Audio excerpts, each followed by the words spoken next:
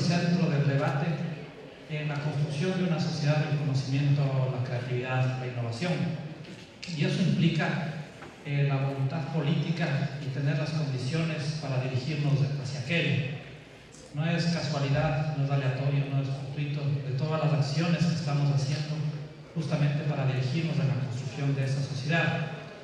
Lo que quisiera señalar en estos breves minutos que presentaré cuáles son estas grandes orientaciones es cuál es el cambio de paradigma que estamos buscando en esta propuesta, porque no es cualquier tipo de sociedad del conocimiento.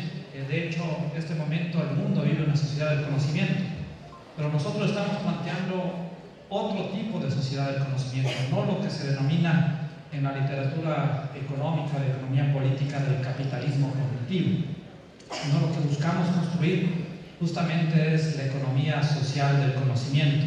Es una propuesta de Ecuador, es una propuesta justamente en el marco de la historia y en el marco del momento que vive Ecuador en estos días.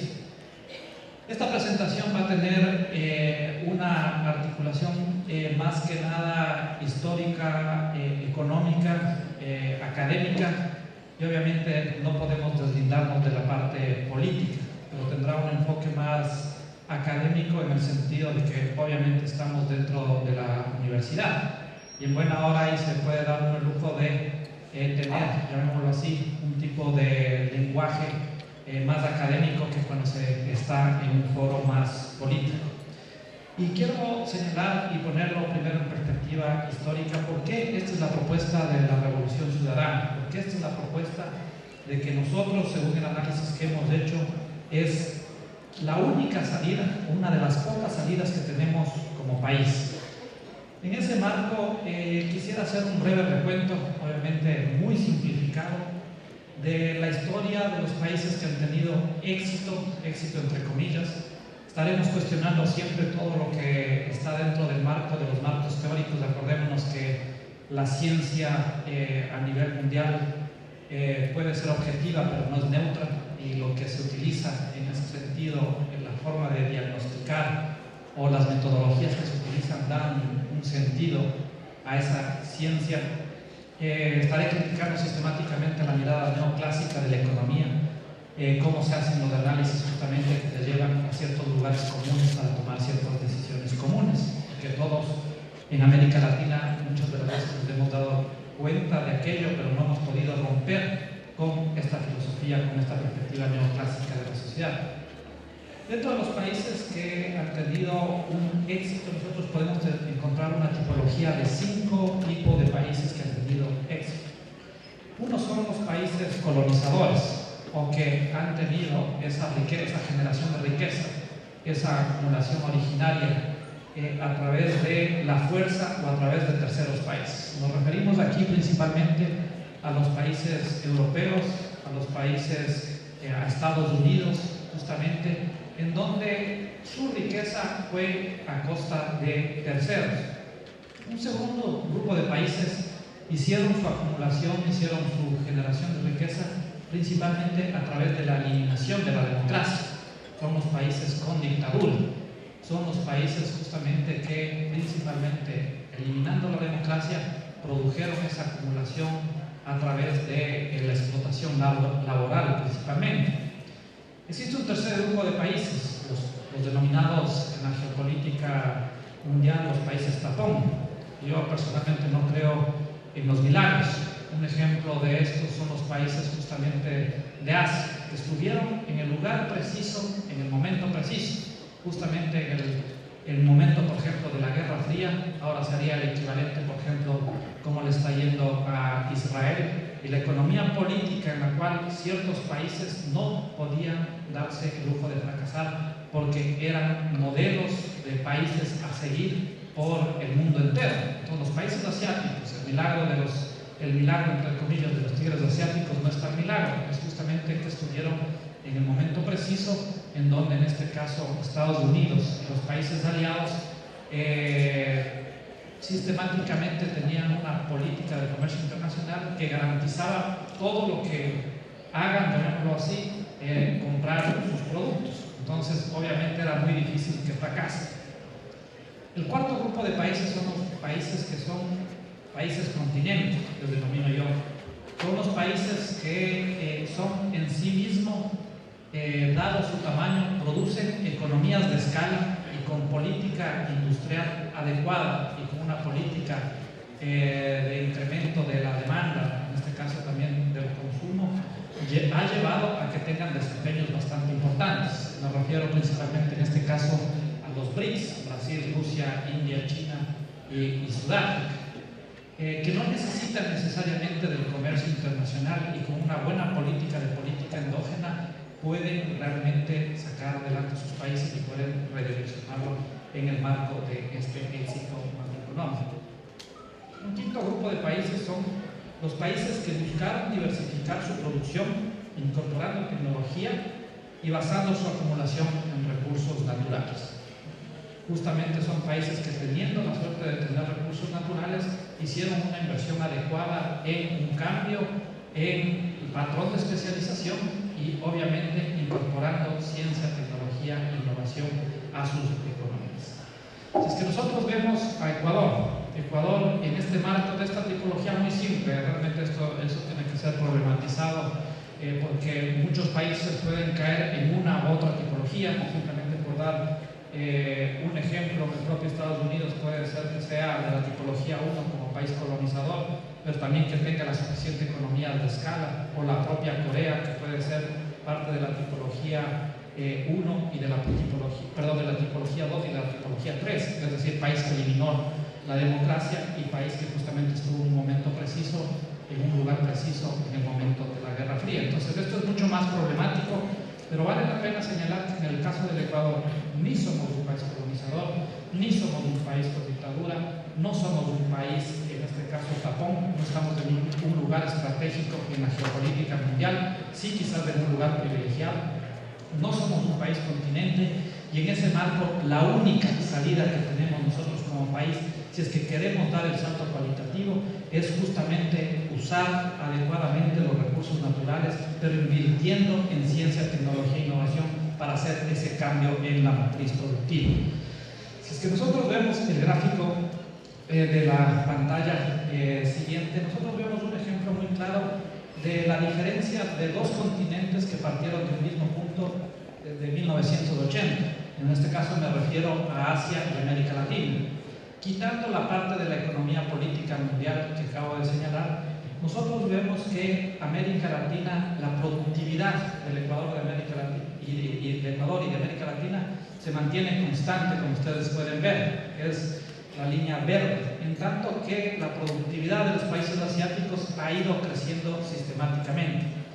Si es que nosotros vemos el cuadro del lado derecho, nosotros nos podemos percatar justamente que en el índice de especialización, es decir, las exportaciones con incorporación de tecnología sobre las exportaciones, nosotros podemos detectar justamente que los países de Asia cada vez han incrementado la participación de las exportaciones, aquellos bienes ligados al conocimiento, aquellos bienes ligados a la tecnología, y que por lo tanto su participación en el comercio mundial ha hecho que incremente sistemáticamente su participación de todo el comercio de todos los países, mientras que los países de América Latina realmente no han diversificado su matriz productiva, es decir, seguimos exportando bananos, seguimos exportando petróleo, seguimos exportando camarones, en tanto que los países asiáticos ya importan chips, se importan computadoras, se importan tecnología, etc. Entonces aquí algo tenemos que hacer. Vale la pena señalar que, por ejemplo, el clásico ejemplo que se suele poner a Corea tenía niveles de recursos económicos per cápita mucho más abajo de los del Ecuador en 1970. Sin embargo, el crecimiento obviamente nos ha dejado muy atrás por haber hecho ciertas políticas adecuadas y obviamente por haber estado en el momento preciso. ¿A qué me refiero con esto? Me refiero con esto justamente que la acumulación basada en recursos naturales estratégicos sigue un cambio en el patrón de especialización con incorporación del conocimiento, no permitirá justamente, inclusive con política redistributiva, bloquearía la posibilidad de reducción acelerada de la pobreza y de la desigualdad.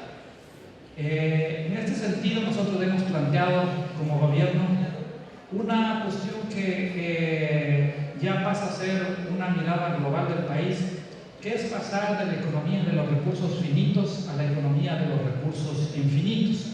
Es justamente utilizar responsablemente el extractivismo para salir del extractivismo. Nosotros en ese marco tenemos 3 vías.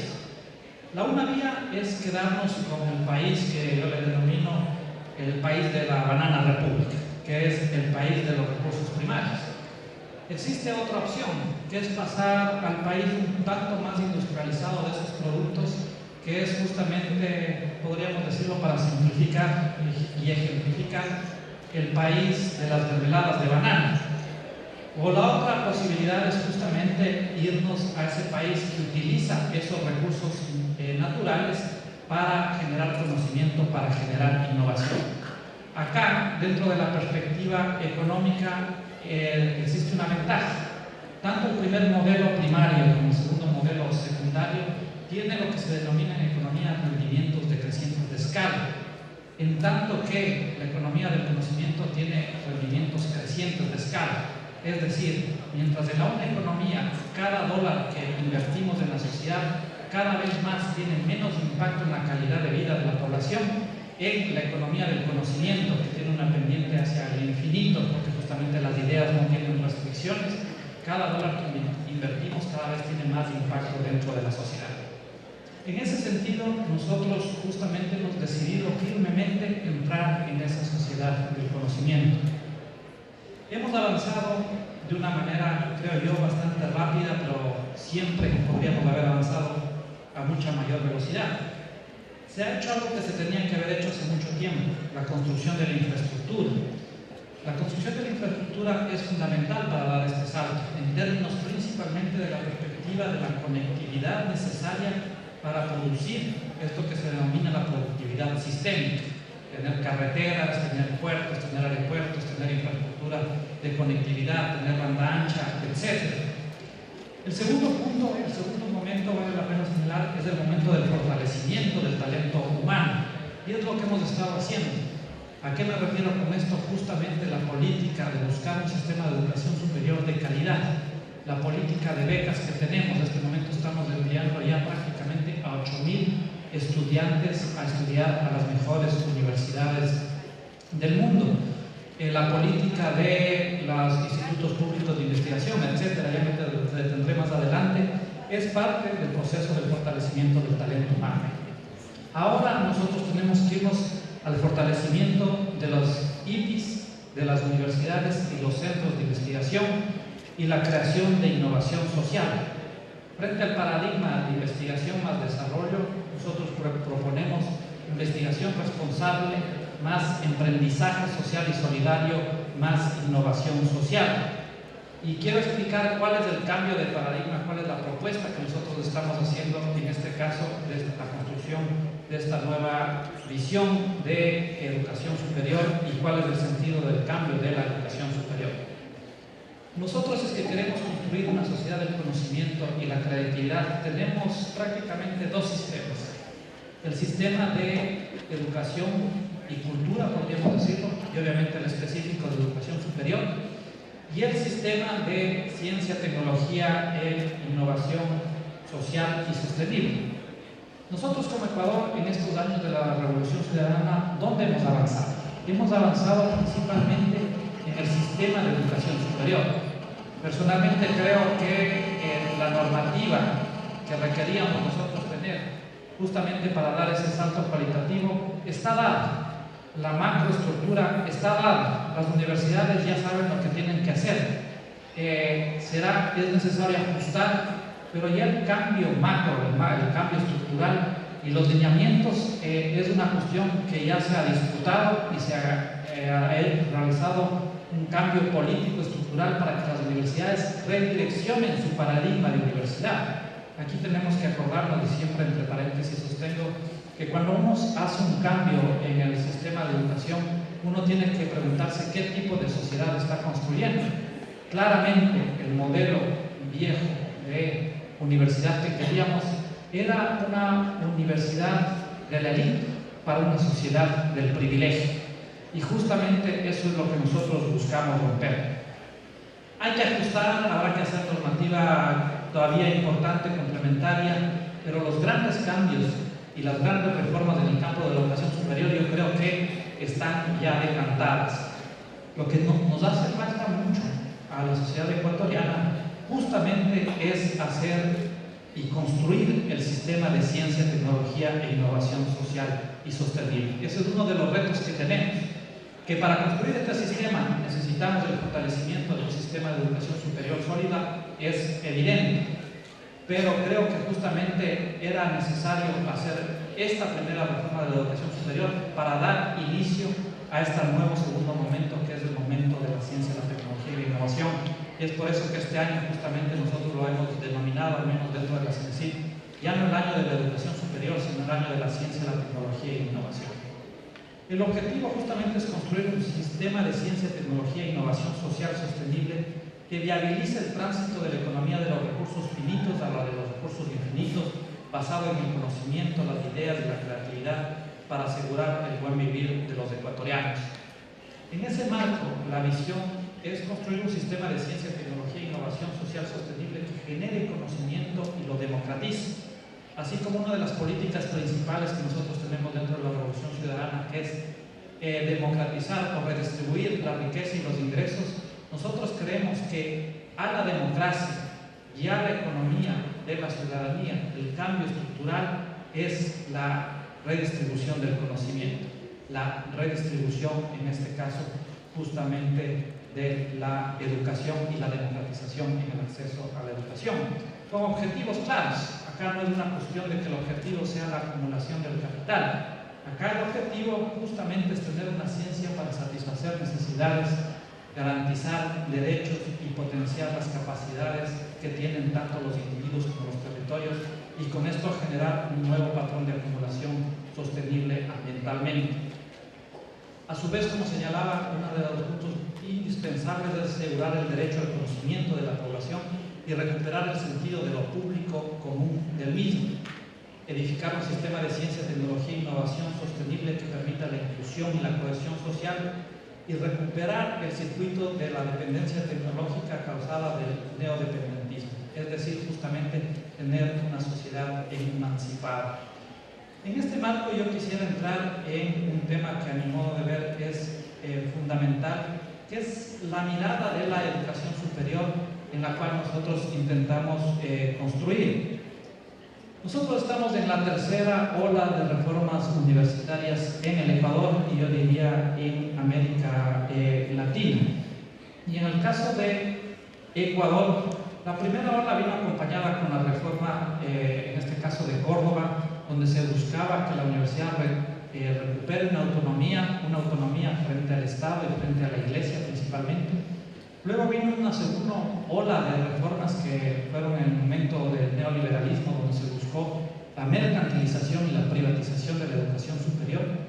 Y en este tercer momento estamos en un momento de la recuperación de la construcción de una sociedad del conocimiento desde una perspectiva abierta y común para todos.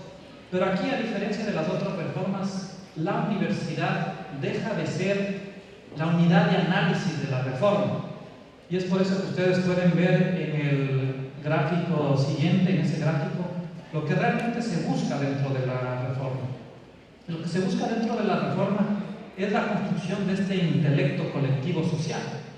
Y eso implica tener otro tipo de universidad, una universidad que permita ser el nucleador, articulador de los diferentes actores de la sociedad.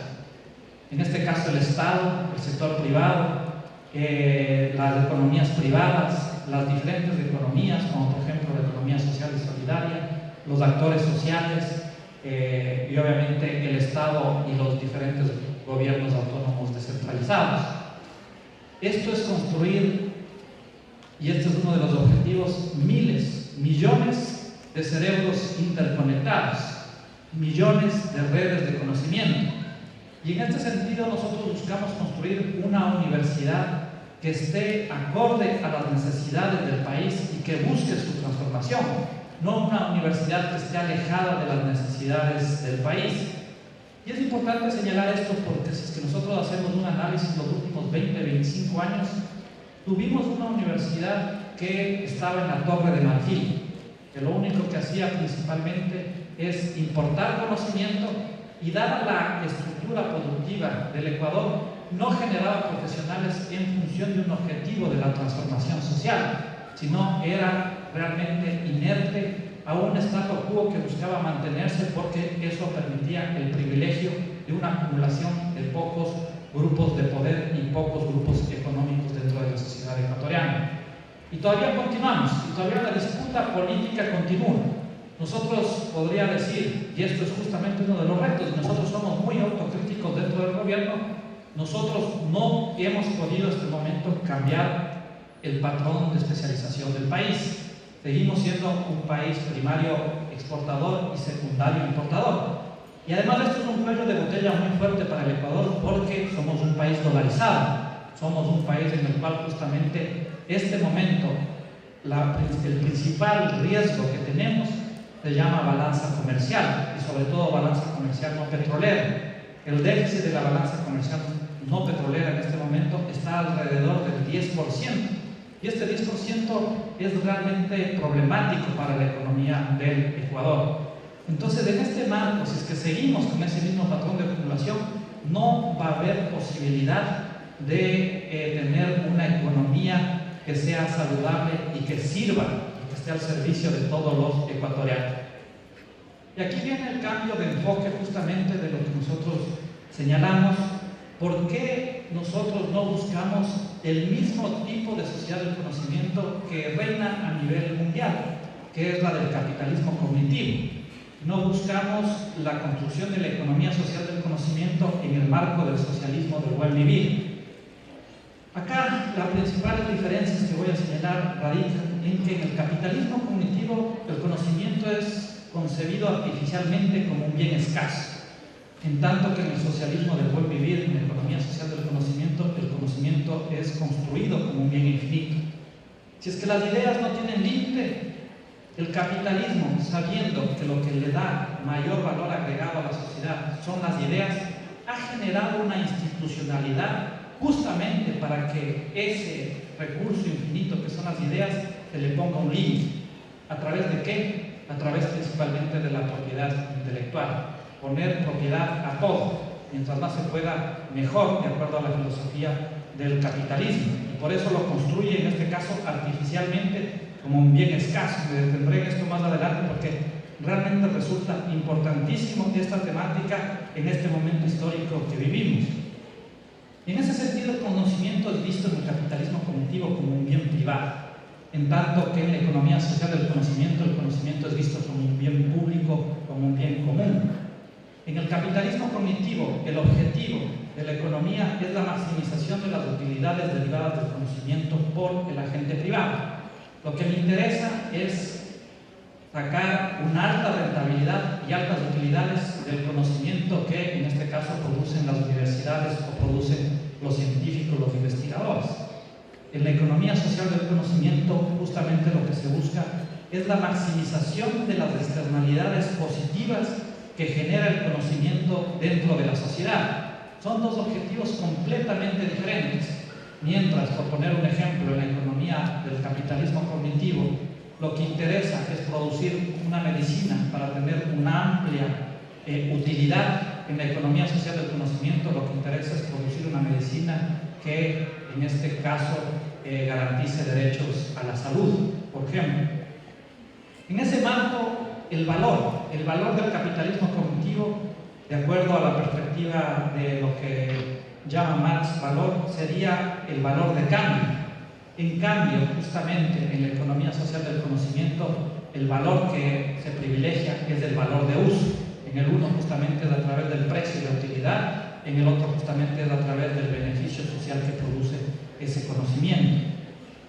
El conocimiento en el capitalismo cognitivo se produce principalmente de una manera competitiva.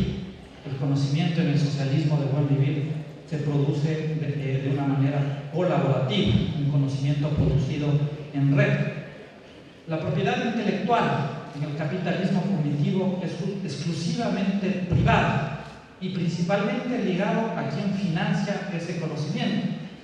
En tanto que en la economía social del conocimiento se reconoce la pluralidad de propiedades intelectuales, tanto público como privadas como colectivas. Y finalmente, justamente, la distribución del beneficio de los derechos de propiedad privada, de propiedad intelectual en el capitalismo cognitivo están concentrados, en tanto que en el socialismo del buen vivir la distribución social del beneficio es lo que busca los derechos de propiedad intelectual. Como ustedes pueden ver en el balance, nosotros buscamos la construcción de un sistema del conocimiento abierto, común, público, libre para todos, en tanto que justamente en el capitalismo cognitivo lo que se busca es la construcción de una economía privada para beneficio particular, para beneficio privado. Y esto es un cambio radical, porque el gran problema que tenemos en este momento es que nosotros somos un país pequeño, hiperliberalizado, dolarizado, todavía primario exportador, todavía con bajos recursos en términos de educación, y sin embargo estamos haciendo una propuesta que es rupturista a nivel no solo regional, sino a nivel mundial. Y tenemos que entrar en ese marco en cuál es la economía política que viabiliza tener este tipo de sociedad y este tipo de economía social del conocimiento. Entonces, en ese marco nosotros no podemos hacer y decir nosotros nos vamos por fuera, por ejemplo, de la OMC, pero lo que sí podemos hacer es meternos en los intersticios de las flexibilidades de las reglas de propiedad intelectual que están a nivel mundial y obviamente intentar construir otro tipo de economía. Uno de los puntos fundamentales y quizás como ejemplo de lo que implica este cambio es que mientras en el neoliberalismo el objetivo principal del neoliberalismo en términos de espacios territoriales era construir los paraísos fiscales, en el socialismo del buen vivir lo que nosotros buscamos es construir paraísos del conocimiento abierto, del conocimiento libre, donde fluyan las ideas como fluyen las personas, como fluye el conocimiento, como fluye la ciencia. Pero no solo por un tema de principio y no solo por un tema que históricamente nosotros necesitamos ese tipo de sistema en este momento. Y esto es importante porque es la forma de generar dependencia en este momento. Yo le llamo que vivimos el segundo momento en la historia a nivel mundial de un neodependentismo. El primer momento fue justamente la dependencia de los productos manufacturados y este momento estamos en la dependencia de los productos mentafacturados, los productos ligados al tema de la mente, al tema del conocimiento, al tema de las ideas. Y esto es obvio. Los países del primer mundo, los países del norte principalmente, ya produjeron y ya hicieron este salto cualitativo.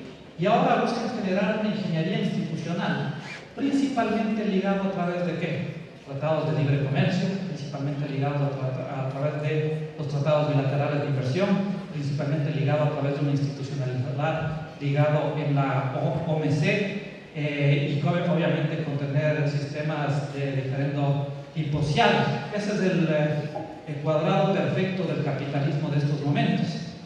Y nosotros, obviamente que somos países primarios, exportadores, nosotros no tenemos la capacidad de negociación que tiene en este momento el norte. El norte lo que busca es generar dependencia a través de este flujo, circuitos institucionales, y nosotros no tener la capacidad para ni siquiera hacer una buena transferencia tecnológica, una buena desagregación tecnológica.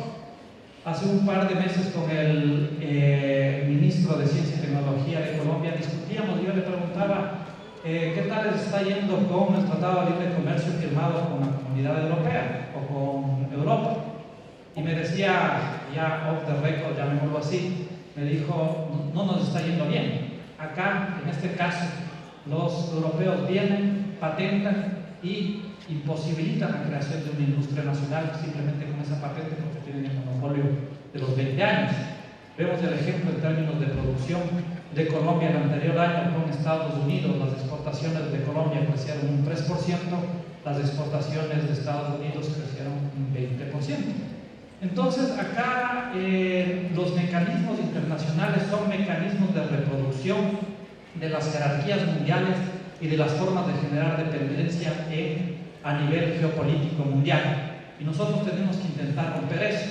Justamente el día de mañana estoy viajando a Europa para buscar una negociación que no sea igual a la negociación que hizo Colombia y Perú, que sería nefasto, que realmente es un tratado de libre comercio, que realmente nos aplastaría a nosotros como economía y nos supeditaría a ser un país bananero ad infinitum, un país bananero justamente por el resto de nuestros días. Y eso es un reto que tenemos porque al final de cuentas nosotros somos un país pequeño y que tenemos que buscar otra correlación de fuerzas. Por eso la importancia justamente de UNASUR, por eso la importancia del ALBA, por eso la importancia justamente de buscar una interacción entre los países del sur. Pero lo que me refería es que no necesariamente esto se da por un tema de principio, de que el conocimiento se distribuya entre todos los ecuatorianos, entre todos los ciudadanos del mundo, sino también porque un sistema abierto es más eficiente desde el punto de vista económico. El bien se distribuye rápidamente en su totalidad, se facilita la coordinación entre agentes, se reduce la duplicación de esfuerzos en la elaboración de proyectos, aumenta la probabilidad de éxito en inversión y descubrimientos frustrados y permite el emparejamiento tecnológico. Ayer hablaba con el presidente de la República justamente de una cuestión que parece simple, pero que es una manera de ver el cambio que estamos buscando. Nosotros nos convertiremos en países, y eso justamente por eso conversábamos, en países productores o fabricantes de aviones no tripulados, ¿no? Esto no existe en América del Sur, algún país que lo esté haciendo en este momento. ¿Qué hicimos nosotros con la política de ciencia y tecnología? Bueno, aprendamos a hacer desagregación tecnológica de los aviones no tripulados que habíamos comprado. Hicimos desagregación tecnológica, vimos cómo estaba hecho en este caso el avión no tripulado, nos articulamos con las universidades, en este caso fue hecho con las universidades de la región, con la SPOCH, con la UTA, etc. Nos articulamos con el sector empresarial y en este momento tenemos aviones no tripulados y tenemos el prototipo. El prototipo de un avión no tripulado vale $350.000, ¿no? En el mercado mundial cada avión se vende, si es que viene desde Europa, en $6 millones y en el mercado de acá se vende en $3 millones. Nosotros podemos ir y decirles a los países de aquí, de la propia región, bueno, nosotros les vendemos estos aviones no tripulados. Ahí está la diferencia y la ventaja y el valor agregado que se da con un proceso justamente de lo que se llama ingeniería inversa y con un proceso de aprender a hacer. Los tratados de libre comercio generalmente lo que hacen en este marco es justamente imposibilitar que nuestros países hagan desagregación tecnológica y se dé esa transferencia tecnológica. Entonces, ¿por qué? Porque obviamente quieren siempre mantener la dependencia de los productos tecnológicos que venden para que nosotros siempre tengamos la necesidad de comprarlos. Acá no existe tal mano invisible como señalan los textos de economía, sino realmente existe una mano muy visible y muy planificadora. Y no planificadora desde el Estado, sino planificadora desde el mercado. El mercado planifica la obsolescencia de los productos.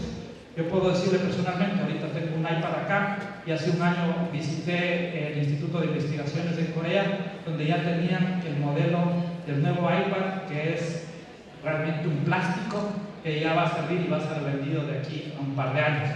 Entonces, esto se planifica y eso es generar dependencia tecnológica.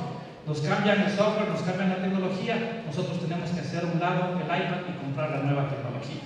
Eso es ser dependientes, eso es ser poco soberanos, eso es ser esclavos justamente de lo que pasa en el sistema mundial.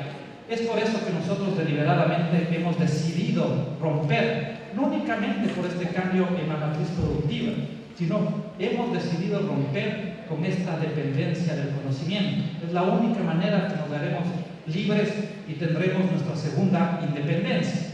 Y un tema fundamental, un tema nodal de esta economía social del conocimiento pasa por el tratamiento de la propiedad intelectual. Nosotros no nos podemos salir del OMC. ¿Qué hicieron, por ejemplo, la India? ¿Qué hizo Rusia? Rusia acaba de entrar en la Organización Mundial del Comercio recién en el 2011. La India también acaba de entrar en el 2010-2009. Nosotros entramos en 1996. Como dice el presidente, nosotros somos los mejores estudiantes del Fondo Monetario y del Banco Mundial, que hacemos excelente la tarea para realmente sacar un 10 en la política pública de este tipo de organizaciones. Pero nosotros, si es que la propiedad intelectual nos decían que eran 20 años, nosotros por poníamos 40 años, ¿no? Y nosotros vemos que tenemos en este momento una ley de propiedad intelectual que va mucho más allá de las leyes de propiedad intelectual a nivel internacional.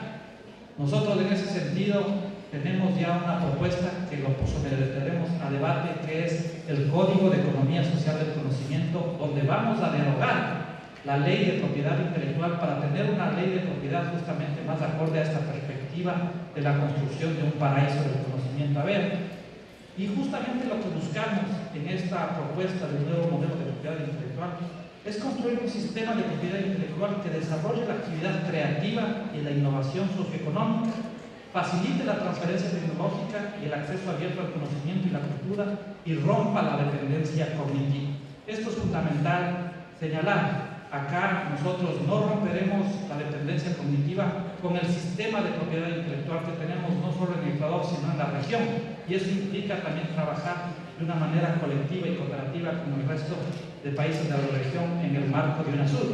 Dicho sea de paso, con las conversaciones que hemos podido tener con el presidente, yo le pedí que peleemos, llamémoslo así, por la presidencia del COSUC y en UNASUR, del Consejo de Ciencia y Tecnología de UNASUR, y justamente ganamos, tenemos en este momento la presidencia, porque esto tenemos que plantearlo a nivel regional. Es que no vamos a salir adelante. Y simplemente para que se entienda esta mirada de lo que pasa a nivel mundial, esta forma de propiedad intelectual produce lo que en economía se llama la tragedia de los anticomunes. ¿Qué es la tragedia de los anticomunes? Que la privatización de la propiedad intelectual y el sobrepatentamiento genera una subutilización del bien. Es que yo patento, yo estoy monopolizando el uso de ese conocimiento durante 20 años. Por lo tanto, todos pueden ver, pero nadie puede tocar. Y por lo tanto, en ese sentido, el uso que debería beneficiar a toda la sociedad solo beneficia generalmente al monopolista, que generalmente es el que financia la investigación. Y en este marco la propiedad está concentrada en monopolios e imposibilita el aprovechamiento social del conocimiento. Uno de los objetivos que tenemos, no solo para el cambio en la matriz productiva, sino para construir una democracia democratizadora, es romper con este tipo de institucionalidad normativa, regulatoria, que no permite la difusión masiva del conocimiento. Ustedes verán por qué se ponen tanto, por ejemplo, al tema los países capitalistas del software libre. Y esto implica también romper con esta tragedia de anticomunes, en donde nosotros tenemos que tener mucho énfasis y mucho peso en el investigador, en el científico, y dar los incentivos justamente para el científico.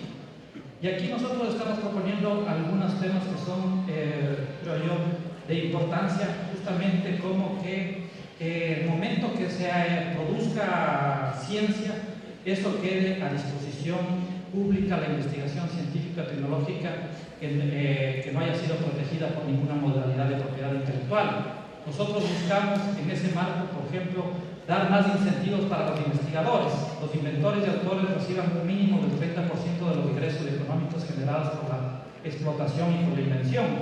Los inventores y autores también pueden acceder a un mínimo del 30% de la titularidad de la propiedad intelectual.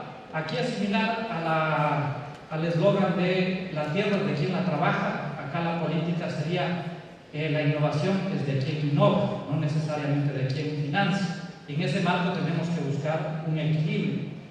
Cuando la inversión fue generada en una institución pública, el resto de las ganancias económicas se destinarán a su reinversión en actividades de investigación, desarrollo y talento humano. Acá lo que nosotros también queremos producir es que tenemos que tener un equilibrio entre la difusión y también no romper con los incentivos económicos para que se dé esa inversión. Y por eso hemos generado una tipología de bienes que no existen en los marcos legales, y es la propuesta que estamos haciendo a nivel del Ecuador en la legislación. Y tenemos 4 tipos de bienes.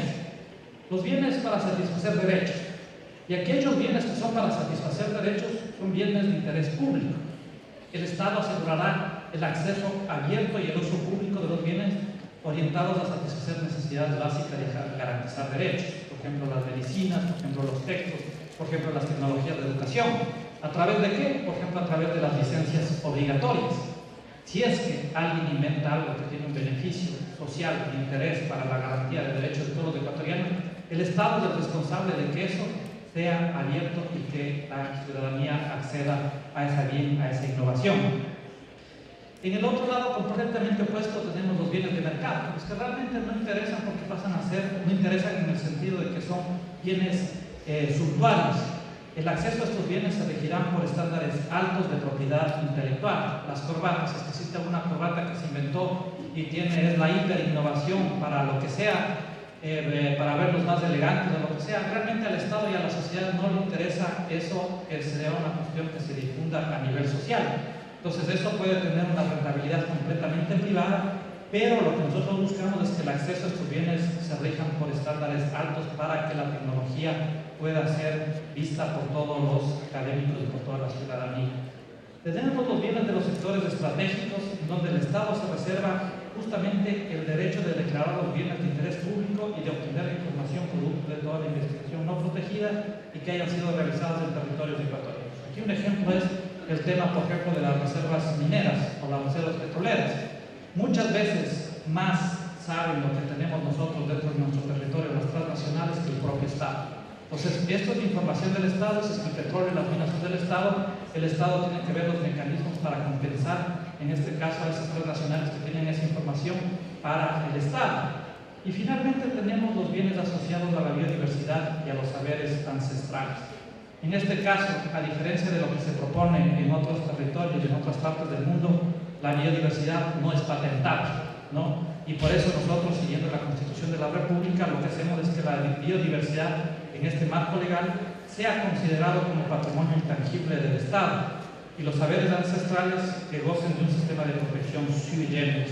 Un ejemplo muy palpable de esto y de algo que estamos haciendo en este momento como Ecuador es el tema del proyecto Arca de Noé, que quizás ustedes han oído.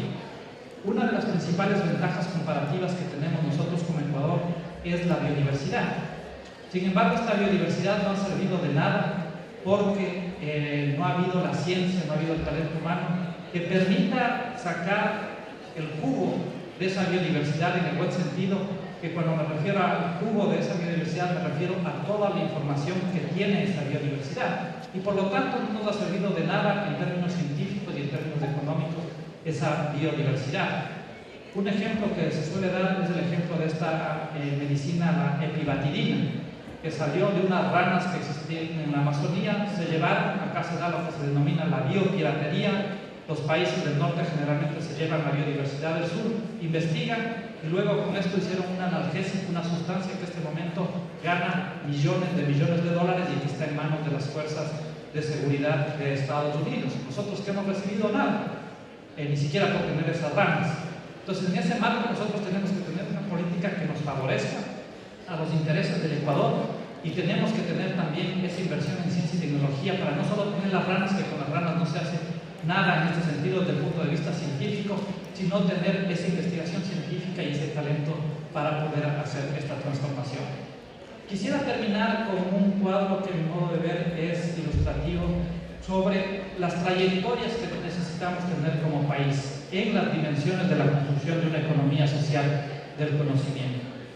Y aquí tenemos nosotros tres posibilidades de seguir la economía social del conocimiento. El uno es lo que yo le denomino el asistema. Este asistema, cuando nosotros hablamos de la naturaleza del bien, es el sistema que parece ilógico señalar, es lo que tenemos actualmente. ¿Y qué es este asistema con respecto a la naturaleza del bien conocimiento? Existe una ausencia de visión del conocimiento como un bien. El conocimiento no se le ve como un bien, no solo como un bien económico, sino como un bien social, es decir, como un no mal, ¿no? ¿Cómo se ve en la segunda ruta que nosotros podemos seguir como país, que es en el sistema neoliberal? La visión y la naturaleza del bien es la visión del conocimiento como un bien privado. Los institutos públicos de investigación no generan conocimiento, las empresas privadas no generan conocimiento. Simplemente veamos el tema de lo cuánto están invirtiendo cada una de estas instituciones dentro de la ciencia, la tecnología y la innovación. Las universidades privadas, el 1.7% de su presupuesto. Ni siquiera cumplen lo que se tiene que cumplir, que es llegar al 6%. Las universidades, las empresas privadas, el 0.38% de las ventas. Y en este caso, el Estado está llegando al 0.40-45% del PIB. Con esas inversiones nosotros no vamos a ningún lado. Y esa es la inversión que hemos tenido sistemáticamente en el Ecuador. Nosotros, nuestras universidades, por ejemplo, nos hemos orientado a ser transmisores del conocimiento. Llega el producto, llega el bien, llega en este caso el libro del exterior, uno lee y uno transmite a los estudiantes. Eso realmente no es un sistema que nosotros tenemos que buscar. Tenemos que tener una revisión de la literatura, una revisión del arte. Tenemos que saber dónde está el debate a nivel mundial en cada una de las disciplinas. Pero lo que nosotros tenemos que hacer, además, es que ser crítico frente a esa teoría, ser crítico frente a esos postulados e investigar para generar conocimiento en función de las necesidades del país. El régimen económico en el sistema neoliberal se crean monopolios intelectuales produciendo una concentración del valor agregado, ¿no? Al ser privatizado el conocimiento, se genera un monopolio, una vez más que el que se lleva la rentabilidad y el valor agregado es la institución que financia. En el sistema de economía social del conocimiento se potencia el bienestar de la social a través de la generación y gestión del conocimiento para el buen vivir de toda la sociedad. ¿Cuál es la función objetivo? La función objetivo, lo que se busca en este sistema que todavía vivimos ahora en el Ecuador, es ante la falta de derechos de propiedad intelectual no existe innovación e inversión en conocimiento. Y esto es un tema fundamental. Mientras más se privatiza el conocimiento, menos posibilidades de innovación económica y social existen. En el sistema neoliberal, la maximización de las utilidades derivadas del conocimiento van a la gente privada, es para sacar mayor rentabilidad.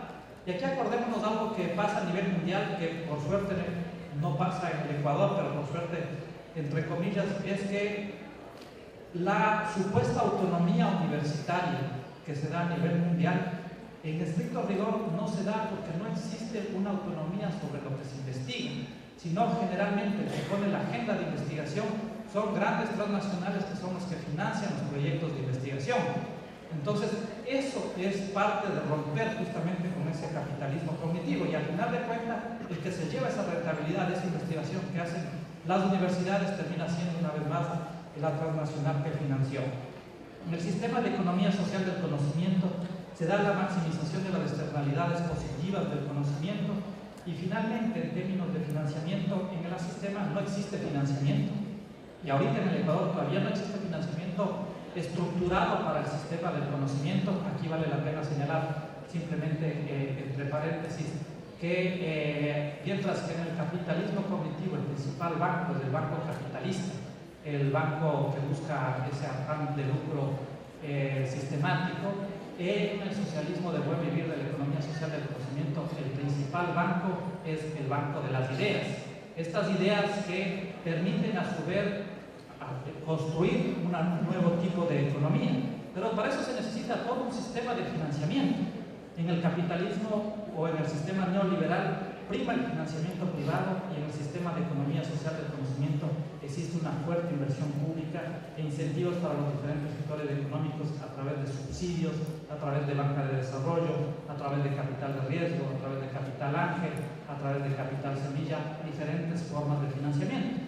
Y esto es lo que tenemos que construir. Y esto es a donde apunta la nueva política de economía social del conocimiento.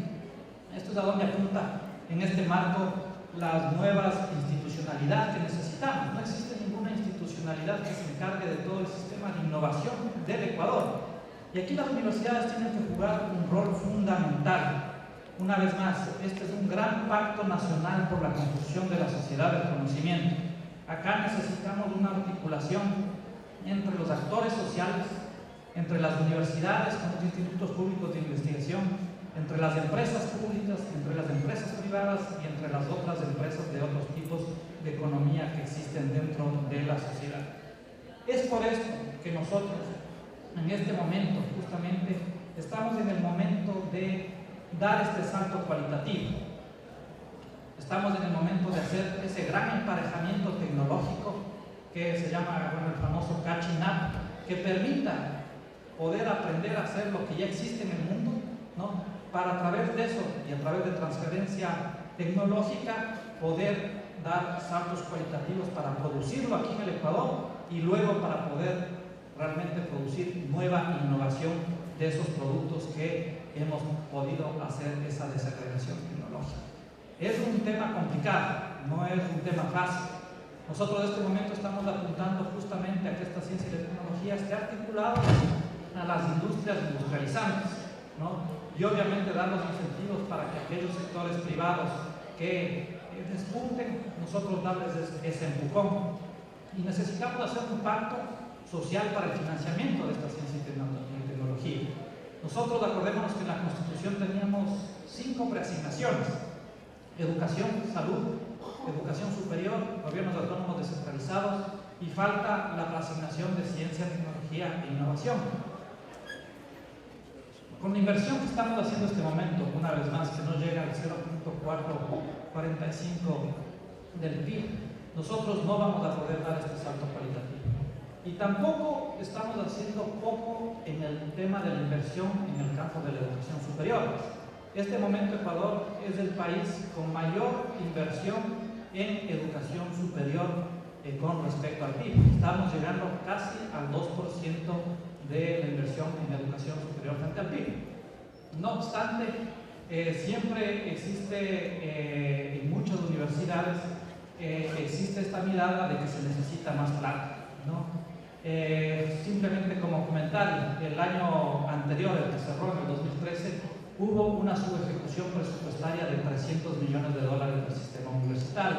Ya hubiesen querido tener muchas instituciones o muchos proyectos que necesita el país y hubiesen podido hacer muchas cosas con esa subejecución presupuestaria. Y la política de la CNCID y la política del gobierno apuntan a esto. Las becas que nosotros estamos haciendo, los prometeos que son los científicos a nivel mundial que estamos trayendo, el sistema de reglamento que estamos haciendo, el nuevo reglamento académico. Hablaba con Vicente hace algún momento justamente este reglamento del escalafón del docente investigador, que permite el incremento, porque realmente parte del capitalismo cognitivo fue la explotación laboral de los profesores, de los investigadores, que permite incrementar los salarios de los profesores, que permite incrementar el salario de los investigadores, el nuevo régimen académico que permite dar un salto cualitativo en cómo se tienen que dar las nuevas pedagogías y epistemologías dentro de las universidades. Son temas fundamentales dentro de este cambio. Las 4 nuevas universidades, los 40 institutos técnicos y tecnológicos, justamente el tema de la investigación científica que buscamos nosotros invertir, el incremento de la matrícula de educación superior que sistemáticamente ha incrementado, el tema de construir un sistema de financiamiento, el tema de tener parques científicos, parques tecnoindustriales, la transformación del sistema normativo de propiedad intelectual, la propia universidad, que a mi modo de ver son universidades estratégicas como la Universidad Nacional de Educación o la Universidad de las Artes, en donde tenemos que romper esa epistemología que tuvimos hace mucho tiempo y que todavía existe en el sistema y que es necesario romper, en el cual no existe un diálogo de disciplinas.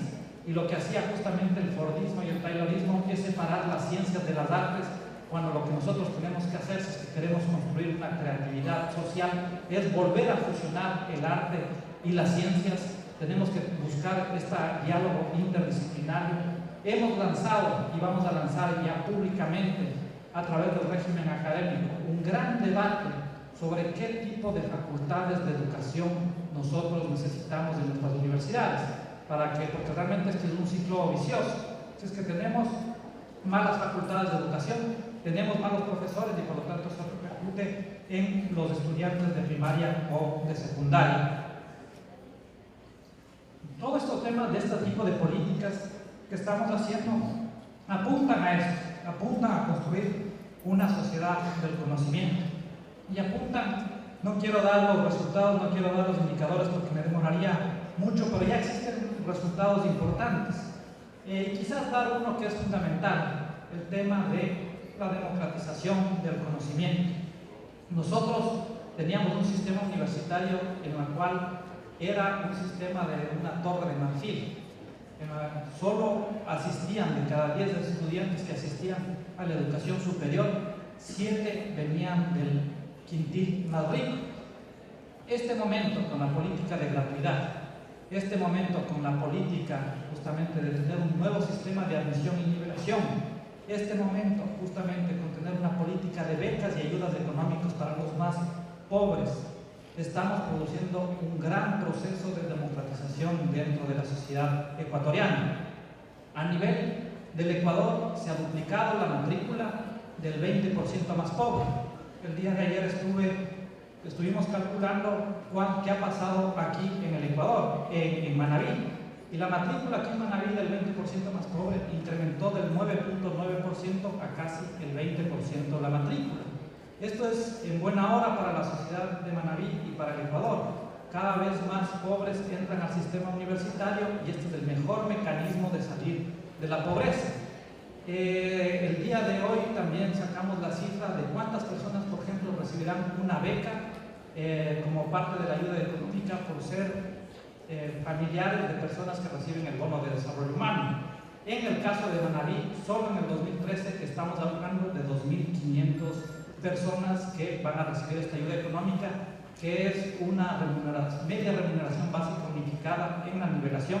Y si es que sacan 9 sobre 10 es una remuneración, es decir, $360, justamente para compensar ese costo de oportunidad que es para un pobre entre trabajar y estudiar. Esto no existía, este tipo de política, y esto ha llevado una vez más a que se dé una democratización en el acceso a la educación superior, que se multiplique la matrícula del sector indígena por 2, lo mismo del sector afroecuatoriano por 2, es parte de uno de los resultados que más nos enorgullece. Vale la pena señalar que Ecuador, en este momento, es el país con el 27% de la matrícula en educación superior del quintil más pobre, tiene la tasa más alta de toda la región de Sudamérica. Y nosotros podríamos seguir con algunos logros que hemos conseguido. Lo que sí tenemos que tener muy claro es que tiene que haber una interacción de objetivos y tenemos que trabajar de una manera justamente conjunta, holística, colaborativa, para cumplir 4 objetivos principales en el campo de la educación superior. 1, tener un sistema de calidad y de excelencia. 2, tener un sistema democratizado. 3, tener un sistema pertinente. Y 4, tener un sistema justamente que permita la autodeterminación del pensamiento, que permita la generación de conocimiento. Son objetivos grandes, son objetivos ambiciosos, son objetivos que no se verán en este momento. Simplemente el ejemplo de los 8.000 estudiantes que se van a las mejores universidades del mundo. Cuando regresen acá al país, no solo las universidades serán otras, sino la sociedad será otra, porque realmente ya estaremos construyendo todo un sistema, una inteligencia colectiva que permita dar un salto cualitativo a la sociedad que en este caso reclama por esta transformación social.